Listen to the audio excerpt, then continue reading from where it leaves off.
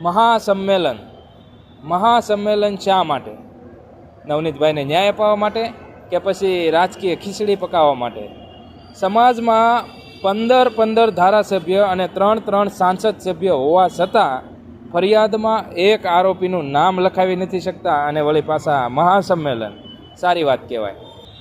સમાજના નેતા ભાજપના, ફરિયાદી ભાજપના, આરોપી ભાજપના અને સરકાર પણ ભાજપની, છતાં ન્યાય માટે ભીખ પણ ભાજપ પાસે માગવાની.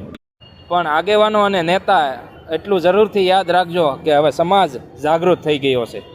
કોઈ પણ રાજકારણ કર્યા વગર માત્ર ને માત્ર ન્યાયની વાત કરજો.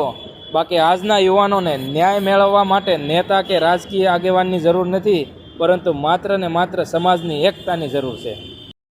માટે ચાલો સૌ સાથે મળીને જઈએ તારીખ 1/2/2026ના રોજ મહાસંમેલનમાં સમાજની એકતા બતાવી ન્યાય માટે હુંકાર કરીએ.